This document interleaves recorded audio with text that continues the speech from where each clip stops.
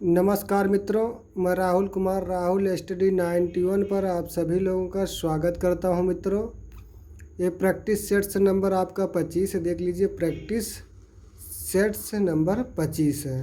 Practice sets number 25 मित्रों, ये अति उपयोगी है मित्रों। ये आपका किसमें टीजीटी के लिए अनिवार्य रूप से है। आप लोग ध्यान से देखिए। महाकवि कालिदास की रचना नहीं है। इसमें क्या है? हरिविजयम है कि रघुवंशम नहीं है कि अभिज्ञान शाकुंतलम नहीं है कि मेघदूतम नहीं है। तो मित्रों, जानते हैं आप कालिदास के 7 कृतियाँ हैं, ये आपका हरिविजयम नहीं है। आप आगे देखेंगे, आर्या सप्तशती किसकी रचनाकृत है? आर्या, ये तो बाणभट्ट की बिल्कुल नहीं हो सकती। भवभूत की तो बिल्कुल नहीं हो सकती, क्योंकि भवभूत ने भी 3 ही रचनाएँ की हैं। दूसरे क्या हो जाता है? यहाँ देखेंगे आर्य सप्तशती अर्थात बाणभट्ट की जो कृति है ये इन्हीं की मानी जाती है मित्रों। अर्थात बाणभट्ट की एक अधूरी रचना है जो है कादम्बरी कथा मुखम जिसको कहते हैं। ये कथा है, एक काल्पनिक कथा है। और ये जो है कादम्बरी जो है, इनके पुत्र जो है भूषण भट्ट ने इसको पूरा किया, कादम्बरी कथा मुखम को। फिर अगला देखेंगे, तीसरा, दा धातु प्रश्न पदी का लट लकार प्रथम पुरुष बहुवचन का रूप है। दा धातु का प्रथम पुरुष लट लकार का बहुवचन है। प्रथम पुरुष में जब देखेंगे बताया था ददाति दत्ता ददति, ददाति दत्ता ददति। मित्रों, क्या हो जाता है? तीसरे क्या हो जाता है? दत्ता। अर्थात यहाँ क्या पूछा जा रहा है? यहाँ दा धातु के प्रश्नपदी लट लगा प्रथम पुरुष बहुवचनांत का रूप होता क्या है? ददाति ददति दत्ता। अर्थात ये क्या हो जाता है? तीसरे का बी वाला सही हो जाता है। यहाँ देखेंगे, धेनु शब्द का तृतीय एक वचनांत रूप है। धेनु शब्द का तृतीय एक वचनांत का रूप है। तो यहाँ क्या हो जाएगा मित्रों? धेनुम हो जाएगा। धेनुम यहाँ पर भी लिख दिया गया है, अर्थात ये दोनों सही देख रहे हैं। तो यहाँ क्या हो जाता है? धेनु हो जाता है कि धेनो हो जाता है। तो यहाँ चतुर्थी के 4 का क्या हो जाता है? धेनो हो जाता है। क्या होता है? धेनुम जो कह दिया गया है तो द्वितीय का एक वचनांत है मित्रों। ये तृतीय का एक वचनांत है। अंतिमः का विलोम शब्द है क्या? अंतिम का क्या होता है? प्रारंभ होता है कि प्रथम होता है कि आपका प्राक होता है? तो यह प्रारंभ होता है। जिगर का संस्कृत क्या है? यहाँ दे दिया गया सिक्क कड़ी। अगला देखेंगे, यहाँ देखेंगे अदस धातु। अदस एक धातु है। अदस शब्द रूप के अनुसार चल रहे हैं मित्रों। अदस शब्द का प्रथमा बहुवचनांत रूप है। ये प्रथमा बहुवचनांत का रूप क्या होगा? सतवें का क्या हो जाएगा? ये आपका क्या हो जाता है? अमी हो जाता है मित्रों। यहाँ लंकाम समया सागरा अस्ति, अर्थात लंका के समीप सागर है। यहाँ वाक्य में लंका में शब्द है। लंकाम जो कह दिया गया है मित्रों, ये इसमें पूछा जा रहा है कौन सा विभक्ति होगा? द्वितीय होगा कि चतुर्थी होगा कि ये पंचमी होगा कि सप्तमी होगा तृतीय होगा? यहाँ आप जाने लंकाम जब कह दिया, लंका का अर्थात सीता की तरह रूप चलेगा। यहाँ सप्तमी होनी चाहिए, लेकिन समय लगने के कारण अभिता परिता समय निक्षा प्रतियोगे अपि, ये सूत्र लगने के कारण सप्तमी ना होकर के द्वितीय हो जाता है मित्रों।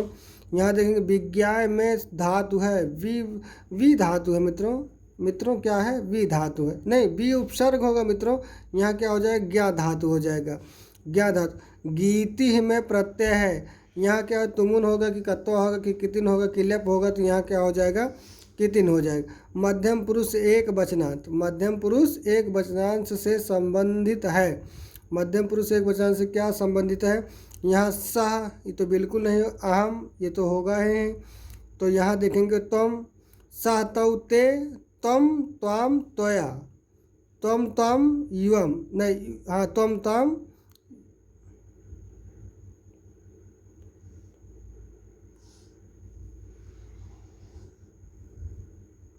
युवम हो जाए। त्वम त्वाम नहीं, त्वम युवाम युवम हो जाएगा मित्रों। त्वम युवाम युवम हो जाए। अहम आवाम वयम हो जाता है। सह तौ ते हो जाता है।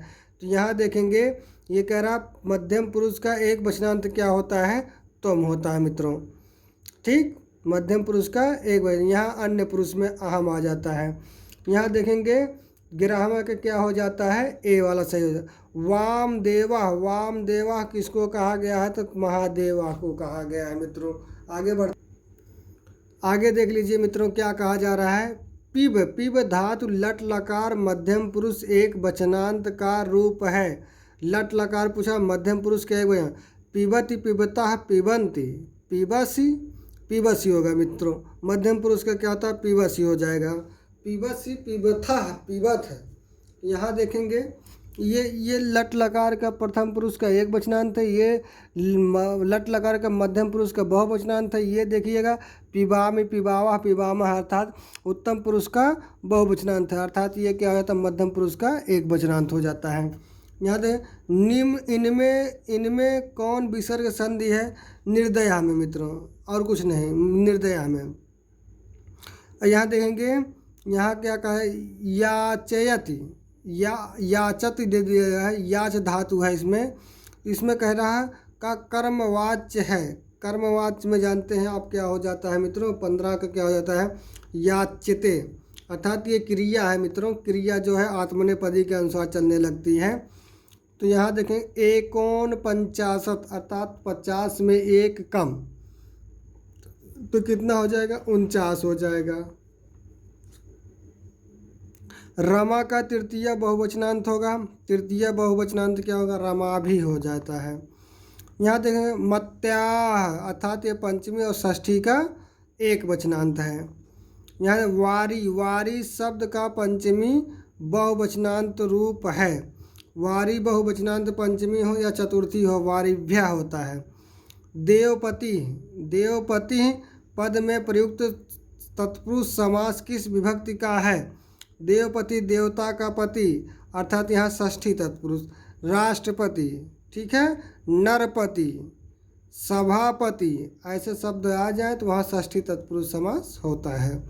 फिर उसके बाद देखेंगे मित्रों, यहाँ देख लीजिएगा क्या कहा जा रहा है, अदस, फिर अदस कह रहा है, अदस शब्द का चतुर्थी एक वचनांत क्या होगा, अदस शब्द का चतुर्थी एक वचनांत क्या होता है, तो ये क्या है, अमुष्मय। क्या होता है, 21 का ए, अमुष्मय। एंग प्रत्याहार के अंतर्गत कौन कौन से वर्ण आते हैं, तो ये क्या आता है, ए, यहाँ ए ओ आता है।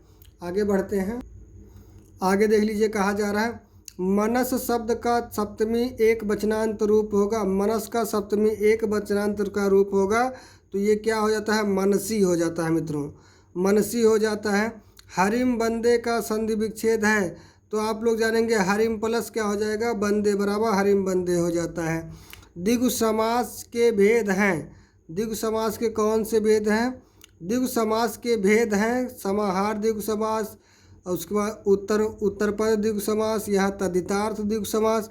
उपरोक्त सभी कह दिए गए हैं। 25 का क्या होता है, तद्धितार्थ द्विगु समास।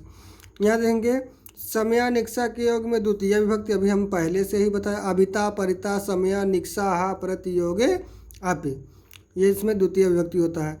कृष्ण पक्ष होता है, कृष्ण पक्ष होता है, कृष्ण पक्ष मतलब क्या होता है, अंधेरा, कृष्ण मतलब काले हो जाते हैं, वहाँ शुक्ल पक्ष जैसे कहा जाएगा वो उजाले का बात करेगा, पखवाड़ा।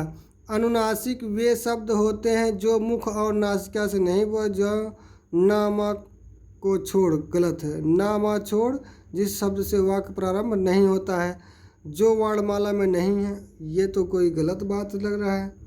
ये क्या कह रहा है, अनुनासिक वे शब्द हैं, 28 का दे रहा है सी। ये क्या कह रहा है, सी, ना मा को छोड़ जिस शब्द से वाक्य प्रारंभ नहीं होता। अच्छा, ठीक है। नमस्कार होता है, ममत्व होता है, ऐसे ऐसे शब्द बताए गए हैं। यहाँ देखें वेदांग कितने प्रकार, वेद 6 होते हैं मित्रों। यहाँ देखेंगे अर्थात यहाँ कौन सा क्वेश्चन है, 30वां, एक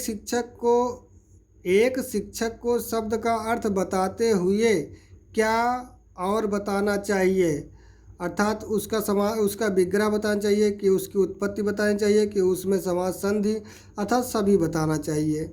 ठीक है मित्रों, यहीं पर आपका क्लास समाप्त होता है। अच्छा लगे चैनल को सब्सक्राइब करेंगे, प्रतिदिन मिलता रहेगा आपको सुबह 7 बजे, सुबह 7 बजे संस्कृत मिलता रहेगा, शाम को 8 साढ़े 8 बजे तक लगभग आप जानेंगे। 8:20 तक आपका क्या मिलता रहेगा, हिंदी मिलता रहेगा। धन्यवाद मित्रों।